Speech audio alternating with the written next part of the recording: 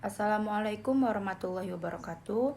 Perkenalkan, nama saya Widya Cahyani, NIM 2004-2309, Prodi Ilmu Administrasi Negara.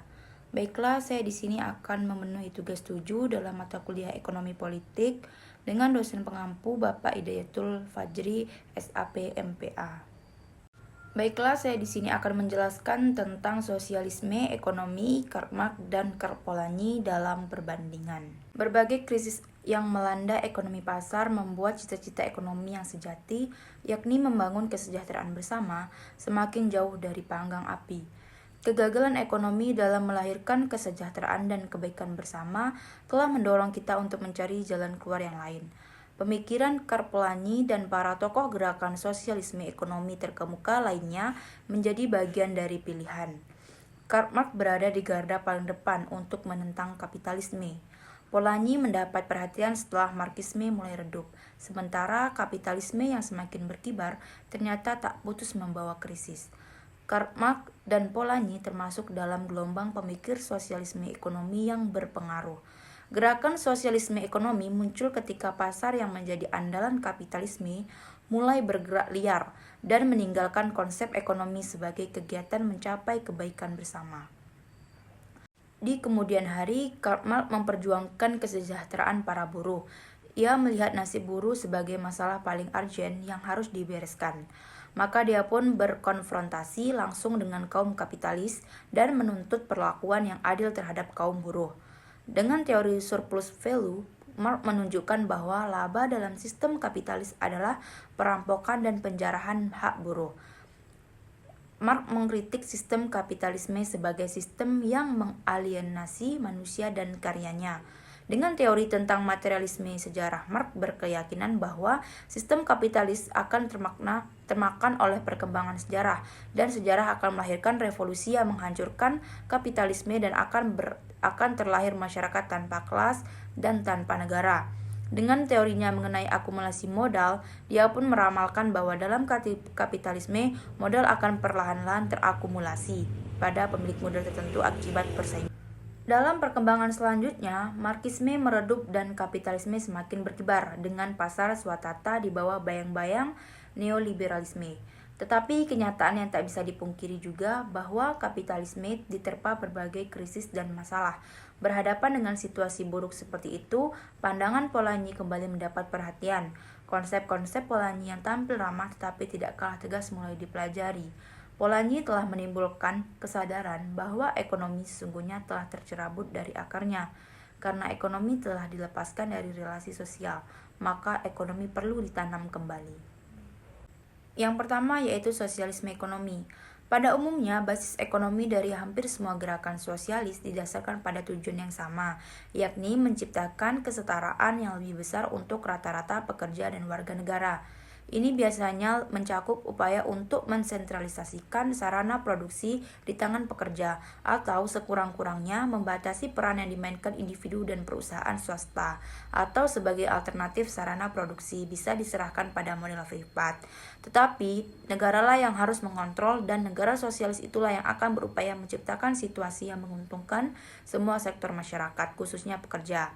Tujuan sosialisme dalam lingkup ekonomi adalah menciptakan pemerataan yang lebih besar dan tidak mengandalkan individu atau institusi privat untuk mengelola sarana-sarana produksi.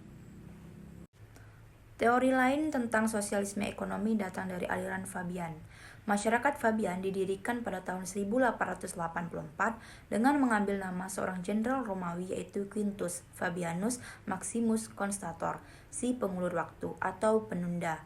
Moto awal dari masyarakat tersebut ialah Anda harus menunggu saat yang tepat. Kalau saat yang tepat itu tiba, Anda harus melakukan serangan yang dahsyat. Sebab jika tidak, penundaan yang Anda lakukan itu sia-sia dan tidak akan membawa hasil. Para pendiri dan anggota pertama masyarakat Fabian adalah George Bernard Shaw, Sidney dan Beatrix Webb, H.G. Wells dan Graham Wallas. Dalam penelitian sejarah tentang landasan yang dilakukan oleh Sidney Webb, seperti dalam Fabian Essay tahun 1889, ditemukan filsafat dasar sosialisme. Webb menekankan bahwa organisasi sosial hanya dapat terbentuk secara perlahan melalui perubahan-perubahan organisasi. Perubahan tersebut akan terjadi dengan adanya 4 kondisi. Yang pertama, perubahan itu bersifat demokratis. Yang kedua, perubahan itu harus secara bertahap. Yang ketiga, perubahan itu harus sesuai dengan moral masyarakat. Dan yang keempat atau yang terakhir, perubahan tersebut harus melalui prosedur dan cara-cara yang damai. Itu konsep sosialisme ekonomi harus dilihat bukan sebagai satu konsep ideologis murni yang punya tujuan sendiri, melainkan satu gerakan etis yang menginginkan agar ekonomi menjadi alat untuk kesejahteraan dan kebaikan bersama. Dalam lingkup ini, Polanyi bergerak dengan konsepnya tentang ekonomi yang embedded. Kekhasan dari sosialisme ekonomi Polanyi ada pada konsepnya tentang embeddedness, bahwa ekonomi harus tertanam dalam relasi sosial. Dalam kapitalisme ekonomi telah tercerabut dari relasi sosial. Ekonomi tidak lagi menjadi sarana untuk kesejahteraan bersama. Relasi sosial tidak lagi menentukan ekonomi, melainkan ekonomi telah menentukan relasi sosial. Yang A. Fictitious commodity dan commodity fetishes. Ide tentang fictitious commodities dalam The Great Transformation tampaknya memiliki kekerabatan dengan analisis Marx tentang commodity fetishes. Walaupun Polanyi berargumentasi bahwa penegasan Marx telah tentang karakter fetis dari nilai komoditi merujuk pada nilai tukar komoditi sejati dan tidak ada hubungannya dengan fictitious commodities. Bagi Marx, kapitalisme dicirikan oleh komodifikasi tenaga kerja yang menuntut kategori tenaga kerja diuraikan dari manusia. Oleh karena itu, fetisisme dan alienasi dibaliknya melalui menjadi komodifikasi tenaga kerja, memberikan karakter utama bagi kapitalisme. Artinya, dalam kapitalisme kita berada dalam dunia yang menyerupai spektrum, tetapi spektrumnya itu real. Yang B yaitu dehumanisasi kapitalisme. Aspek dehumanisasi kapitalisme diangkat dan dijadikan landasan kritik terhadap kapitalisme, baik oleh Karl Marx maupun Karl Polanyi. Dalam keduanya, kapitalisme adalah pelanggaran atas kekuatan hakiki manusia. Artinya, keduanya berpikir bahwa hakikat atau esensi manusia itu dikontradiksikan oleh esensinya di bawah kapitalisme. Asumsi yang melatar belakangi ini adalah bahwa dalam kapitalisme lingkup ekonomi menjadi terpisah dan mendominasi kehidupan individual. Selain itu, George Dalton berpendapat bahwa baik Marx maupun Polanyi menganggap semua masyarakat dan ekonomi prakapitalis sebagai bidang tunggal untuk investigasi. Artinya, antropologi ekonomi mulai dengan sejarah ekonomi awal, dan juga antropologi ekonomi berbeda dari ekonomi konvensional yang menggambarkan tradisi dari Ricardo dan Samuelson. Jadi, konsep Marx tentang dehumanisasi itu sama hakikatnya dengan konsep Polanyi. Walaupun Polanyi mempertahankan pemahaman ini berdasarkan data antropologis, sementara perhatian Marx pada dasarnya filosofis. Dengan kata lain, kedua konsep itu komplementer, bukannya saling menggantikan. Selain itu, Marx berfokus pada akumulasi modal yang tergantung terutama pada relasi tenaga kerja modal dan berujung pada dehumanisasi, sementara Polanyi berfokus pada aspek dehumanisasi dari kapitalisme itu sendiri, yang sama sekali tidak sekadar masalah ekonomi.